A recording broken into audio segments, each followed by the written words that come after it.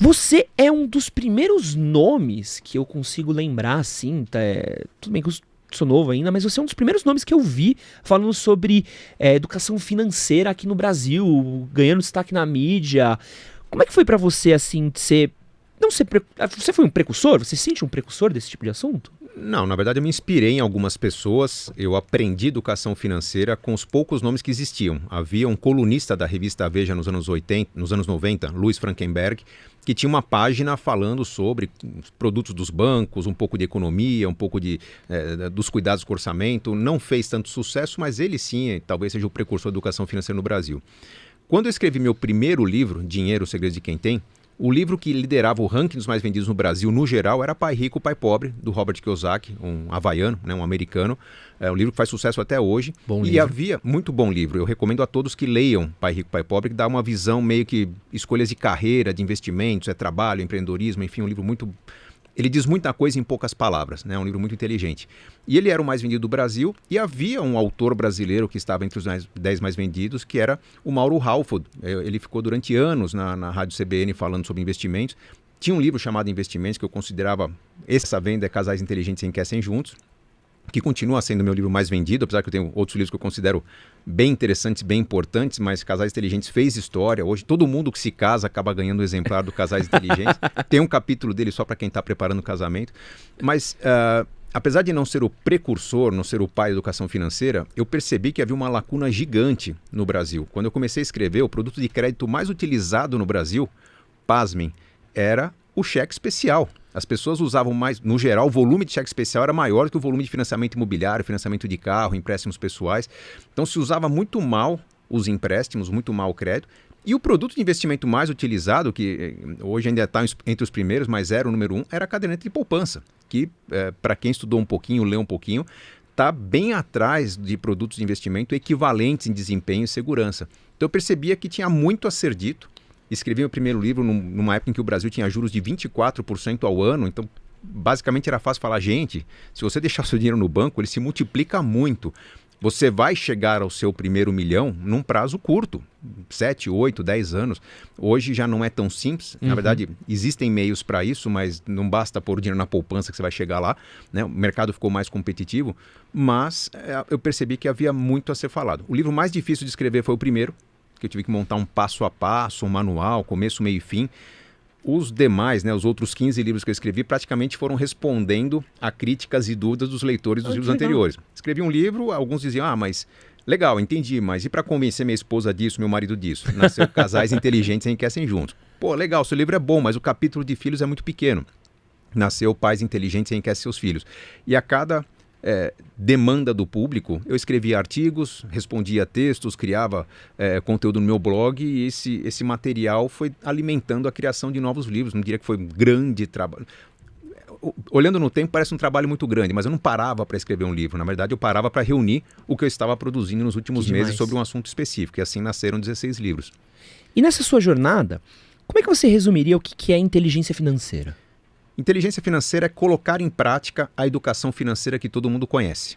Todo mundo já sabe, nós sabemos que 73% dos brasileiros estão endividados hoje, mas as pesquisas mostram que eles sabem o porquê. Porque caiu a renda e não tinha reserva de emergências, porque o custo fixo está muito elevado, porque comprou muito a prazo.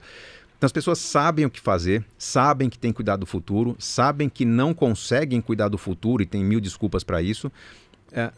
A inteligência financeira é quando você consegue fazer com que essa educação financeira se torne prática. Tem componentes muito mais comportamentais do que financeiros propriamente ditos, né?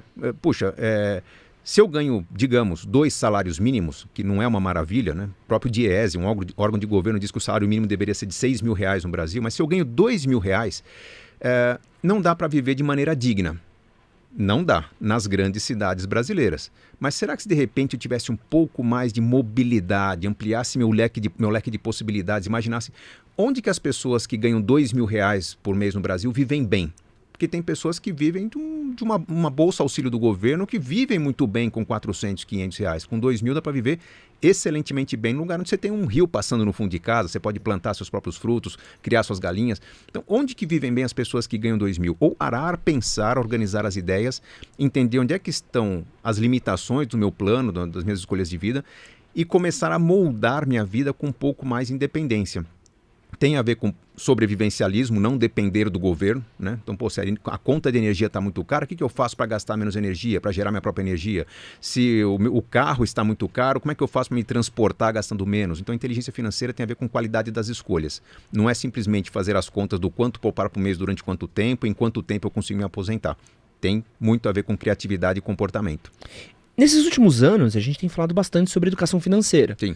É uma coisa, pô, eu não lembro de ter tido nada disso na escola. Me ensinaram como preencher esse cheque, como calcular juros ali numa aula que eu claramente não prestei atenção e é isso. E deram um tapinha nas costas e boa sorte. É isso aí. Torce pra passar na USP e ganhar um bom emprego. Vai. Onde você vê que tá o déficit? Onde é que tá essa falta essa falta de aprendizado nosso sobre inteligência financeira? Onde é que a gente está errando? É na primeira infância? É no colegial? É na faculdade? Onde é que está o processo que a gente deveria melhorar? Bom, tem alguns equívocos que eram cometidos e foram corrigidos, alguns que continuam sendo cometidos. Primeiro, a falta de educação financeira é o problema número 1. Muito se aprendia sobre português, matemática, história, geografia, enfim, conteúdos que são importantes, mas que com falta de instrumentação, equipamentos, estrutura na escola, até projetos de vida, quando você não coloca um conteúdo interessante num projeto interessante, ele não decola. Então, o fato de não ter na escola uma visão do empreendedorismo, uma visão da realização de objetivos na vida, de caminhos do que você tem que concretizar na vida, eu não estou falando só de educação financeira, mas é um conjunto, né? Não tem aprendizado sobre como viver. Vários conteúdos simplesmente servem para algumas provas, né? Provas que são com visão de curto prazo. Amanhã os alunos vão fazer uma prova do PISA, né? Sei lá, um Enem, e vão ser avaliados no PISA com uma nota muito baixa, mostram que nosso conteúdo não está virando prática.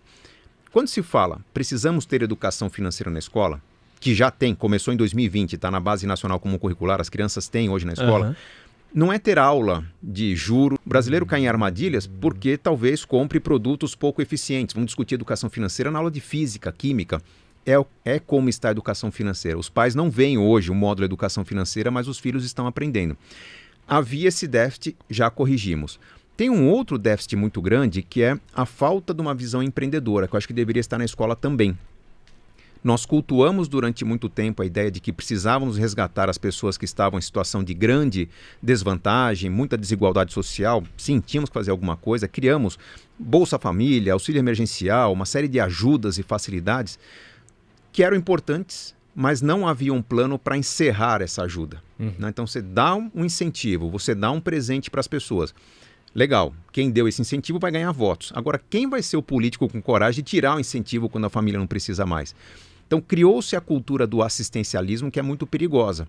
As pessoas, às vezes, vivem num lugar que podem criar uma horta no fundo de casa, podem colher aquela jaca ou aquela manga no pé, na árvore que está no fundo, mas a pessoa está preferindo ficar sentada em casa ou ficar mandando currículo, procurando emprego onde não tem emprego, porque se acostumou com a ajuda dos outros. E isso é muito perigoso. Perceba que se você for para um outro país, não sei se você já morou um tempo fora, eu já morei um tempo no Canadá, quando você imigra para um outro país, um país sério, pelo menos o país que eu morei era assim no Canadá, você chega, se não tem emprego, o governo te dá um programa chamado Outplacement, preparação para emprego. Legal, gratuito, e se eu tiver filhos ainda ganho uma mesadinha, $800 por mês, gratuito. Só que há um compromisso. Se em um ano eu não conseguir emprego com aquele serviço que o governo me dá, simplesmente eu sou deportado, eu volto ao meu país. Então eu tenho uma pressão para colher resultados com aquele esforço que o governo me dá. Aquilo faz com que a empregabilidade aumente bastante, o desemprego fique baixo, o governo consegue absorver uma série de imigrantes. Então há uma contrapartida, não é simplesmente uma doação, tira do rico e dá para o pobre. Nós precisamos tirar dos ricos e ajudar os pobres para que os pobres fiquem ricos, e não para que os pobres continuem dependendo dos ricos. Esse é um grande buraco que nós temos no Brasil.